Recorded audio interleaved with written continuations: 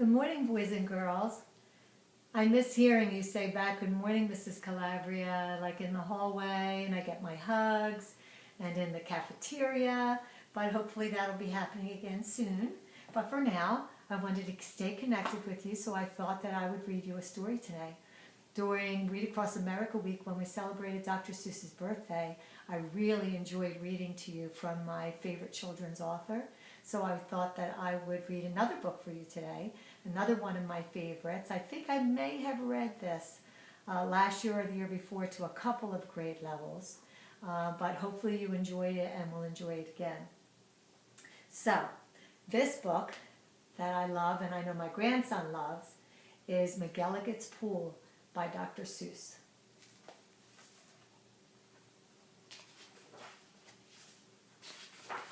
Oh, forgot my glasses.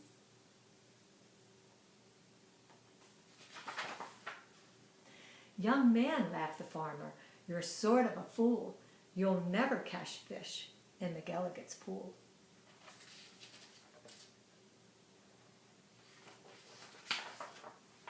The pool is too small, and you might as well know it. When people have junk, here's the place that they throw it. You might catch a boot, or you might catch a can. You might catch a bottle, but listen, young man, if you sat 50 years with your worms and your wishes, you'd grow a long beard long before you'd catch fishes.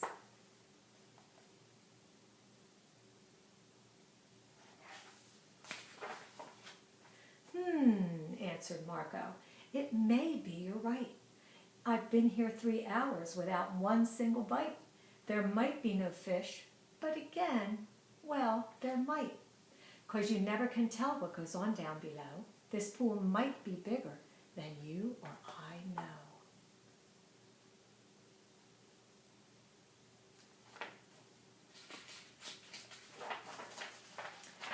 This might be a pool, like I've read of in books, connected to one of those underground brooks.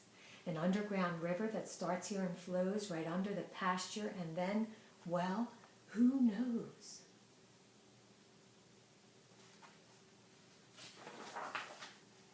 It might go along down where no one can see, right under State Highway 203, right under the wagons, right under the toes of Mrs. Umbroso, who's hanging up clothes. It might keep on flowing, perhaps, who can tell, right under the people in Smeaton's Hotel, right under the grass where they're playing croquet, then under the mountains, then far, far away.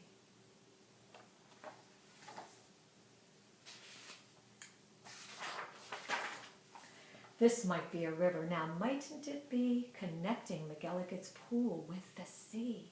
Then maybe some fish might be swimming toward me. If such a thing could be, it certainly would be. That's a beautiful illustration. I love that picture. Some very smart fellow might point out the way to the place where I'm fishing, and that's why I say, if I wait long enough, if I'm patient and cool, who knows what I'll catch in McGilligan's Pool.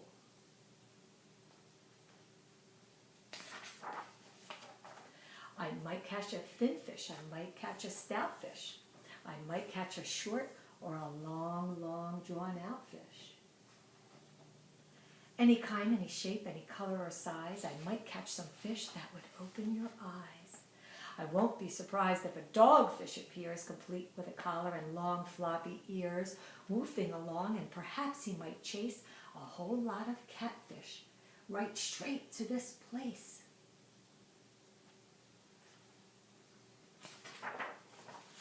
I might catch a fish with a pinwheel-like tail. I might catch a fish who has fins like a sail.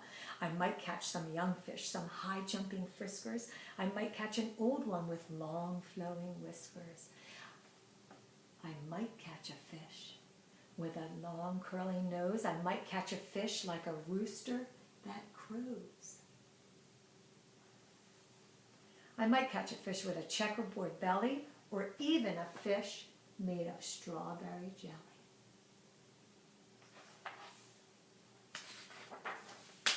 I might catch a seahorse, now mightn't I now? I might catch a fish who is partly a cow.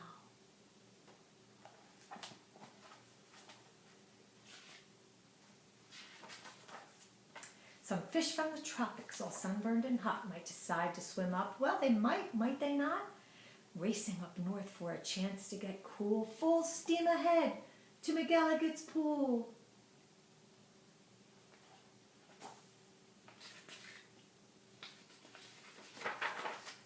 Some Eskimo fish from beyond Hudson Bay might decide to swim down, might be headed this way.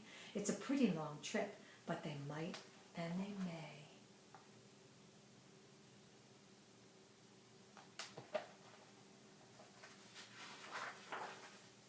I might catch an eel, well I might, it depends. A long twisting eel with a lot of strange bends, and oddly enough, with a head at both ends.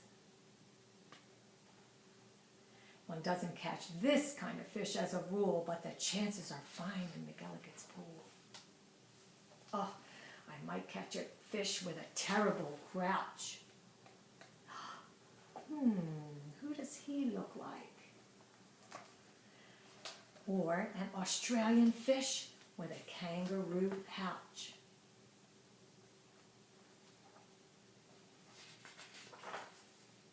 Who wants to catch small ones like mackerel or trout? Say, I'll catch a sawfish with such a long snout that he needs an assistant to help him about. If I wait long enough, if I'm patient and cool, who knows what I'll catch in McElligot's pool. Some roughneck old lobster, all gristle and muscle, might grab at my bait, then would I have a tussle. To land one so tough might take 2 or 3 hours. But the next one might be easy, the kind who likes flowers.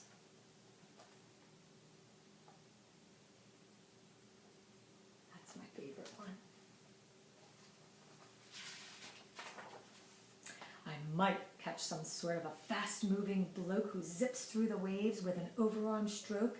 I might and I may, and that's really no joke.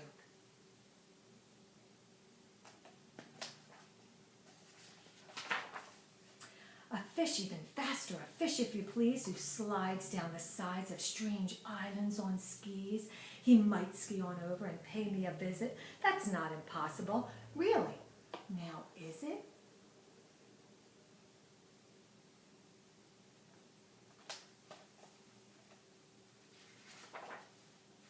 Some circus fish, fish from an acrobat school, might stage a big show in McElligot's pool.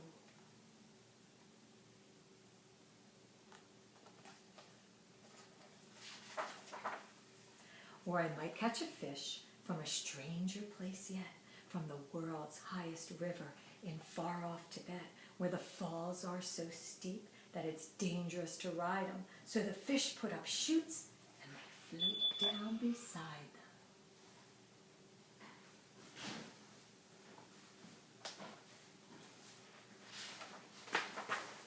From the world's deepest ocean, from way down below, from down in the mud where the deep divers go, from down in the mire and the muck and the murk, I might catch some fish who are all going glurk.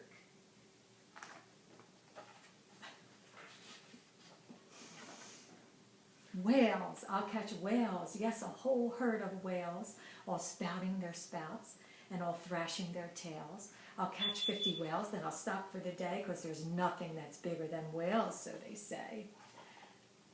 Still, of course, it might be that there is something bigger, some sort of a kind of a thingamajigger. It's a fish that's so big, if you know what I mean, that he makes a whale look like a tiny sardine.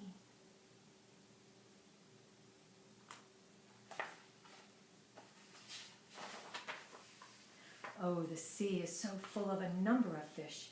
If a fellow is patient, he might get his wish. Look at all those fish. They're so beautiful.